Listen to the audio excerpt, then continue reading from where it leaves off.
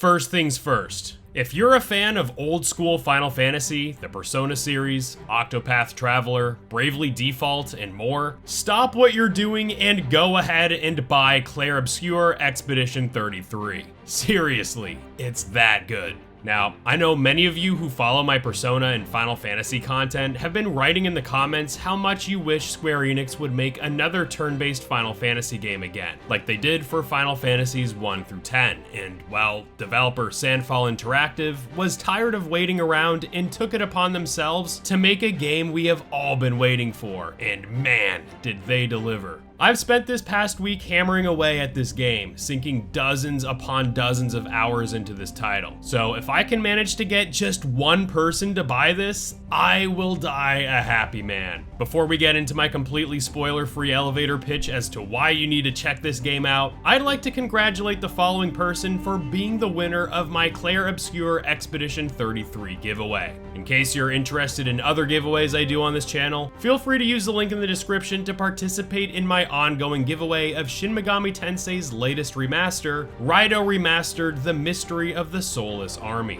Alright, it's been enough chit-chat. Let's get into it. Clair Obscur Expedition 33 is a colossal achievement. This groundbreaking RPG represents Sandfall Interactive's very first game and was built by a team of around 30 people. For a game at this scale, at this fidelity, whose main narrative alone takes anywhere from 30 to 40 hours, with optional content extending the length to upwards of 80 hours, all while being priced at a respectable $50 US, this should only be seen as a win when the gaming industry seems to be getting more and more expensive and bloated as we approach the second half of this decade. Amidst all the turmoil and controversy this industry has been caught up in, a team of around 30 Warriors of Light and Persona users from France created a true love letter to a genre that has been celebrated ever since Dragon Quest and Final Fantasy blew up in the late 1980s. We've had some killer games in the turn-based JRPG landscape recently, thanks in large part to Atlus's Persona series and the recently released Metaphor ReFantazio. And Square Enix has put out some awesome turn-based bangers like the Octopath Traveler titles and the Bravely Default series, to name a few. But so many fans of Final Fantasy were really wanting Square to get back to the basics. The turn-based combat, featuring cutting-edge graphics and cinematic presentation that the series has been known for, and while we have yet to see Square deliver on that, Sandfall Interactive went out of their way to craft a turn-based RPG, chock full of incredible graphics, quality storytelling, and voice acting, robust mechanics, and more. That is a love letter to the genre that this team of developers were so clearly inspired by.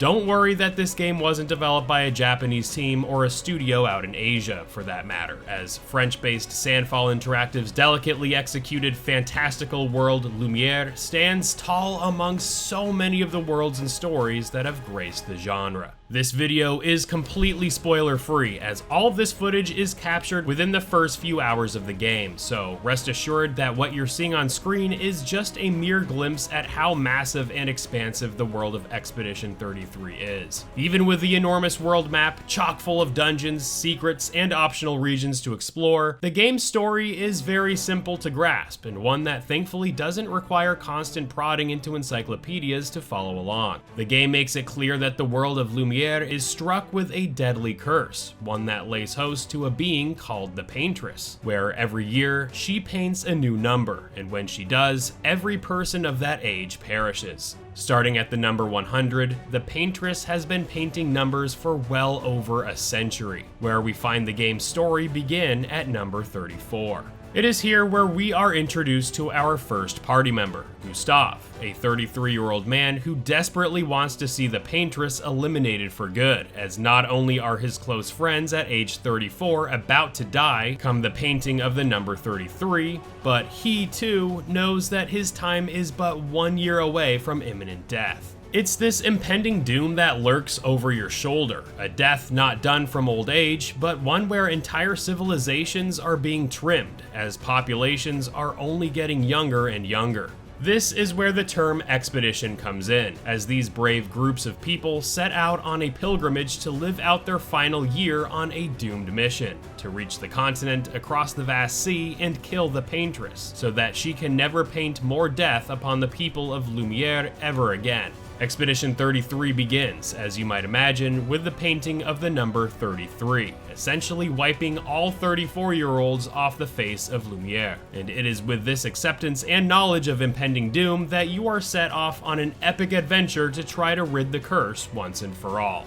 Upon landing on the continent, Gustave loses contact with much of his expedition team, as a deadly force separates the group, but fellow expeditioner and sorceress Lune quickly finds Gustave amongst the chaos, and it is here where the game truly takes off. While not on the world map, locations play out in a linear fashion, akin to something like Final Fantasy X, where the environments are quite large but do contain a good amount of branching paths that always reward players with items, secrets, and even hidden boss fights. And again, just like the cutscenes, the game's graphics are stunning, featuring high-resolution textures and lighting in Unreal Engine 5 that really brings these fantastical worlds to life. Enemies are encountered on the field, and just like Persona, battles can be initiated with a first strike, warping players into a separate battle screen where encounters take place. And this is really where the game truly shines, as the battles are an amalgamation of so many classic JRPG staples. That turn counter from Final Fantasy X,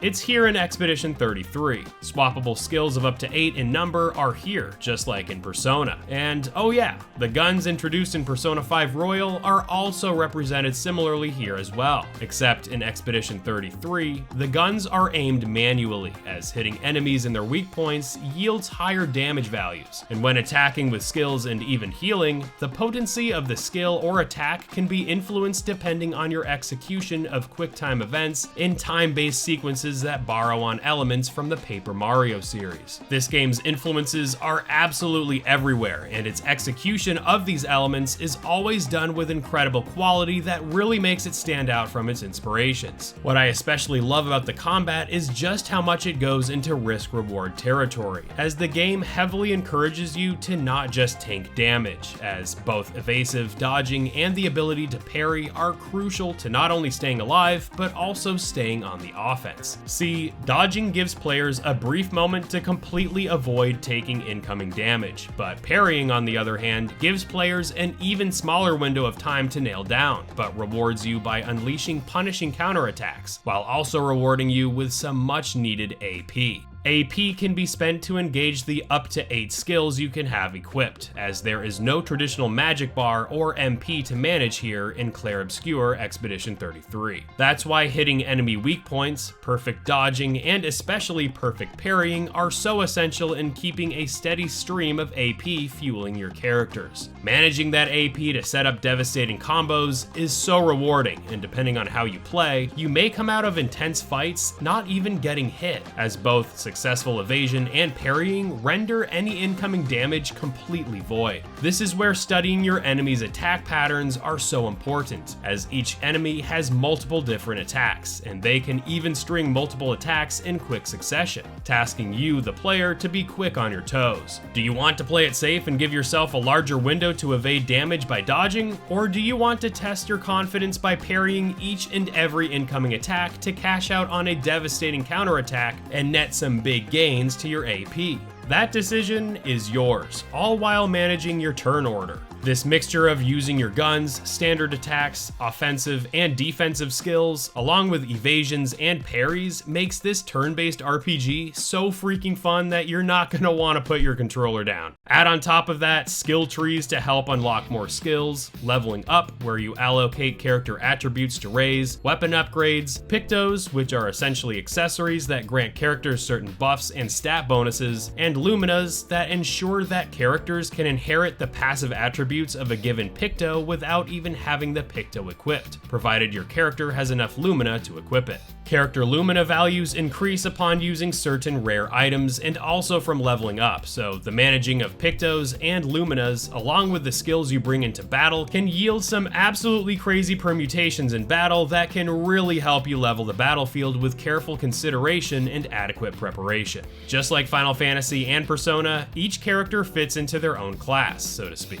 with Gustav being the standard warrior class, being able to utilize deadly offensive skills, and even a skill called Overcharge that increases the damage dealt depending on the amount of AP Gustav has saved up. Lune is your average sorceress, able to cast a multitude of offensive and elemental magic spells along with restorative magic, and Mael is able to switch between 3 different stances, offering buffs to attack, defense, and AP generation that you can switch on the fly. There are, of course, many more party members that you will come across on your 35+ hour venture through the main story, but even then, that's really only scratching the surface on Expedition 33's combat, as more battle elements, like gradient attacks, can be acquired further into the game by strengthening your bonds with your party members. Just as your party grows through battling, so too do they grow in the game's story and in the optional character bonding that can be accessed when setting up camp while on the world map. Here, players are able to have their party members converse with one another, developing each member's relationships further, which not only fleshes out the backstories and purpose in their struggles to take down the Paintress, but also nets you with powerful abilities and attacks that can be used in battle after raising these relationships to sufficient levels. They are similar to the social links you may know from the Persona series, but I believe they are more similar to the drink links that are part of the Like a Dragon series, as frequently checking up on your party throughout the game will net more and more optional dialogue that is as rewarding for its story embellishments as it is for providing access to deeper combat opportunities.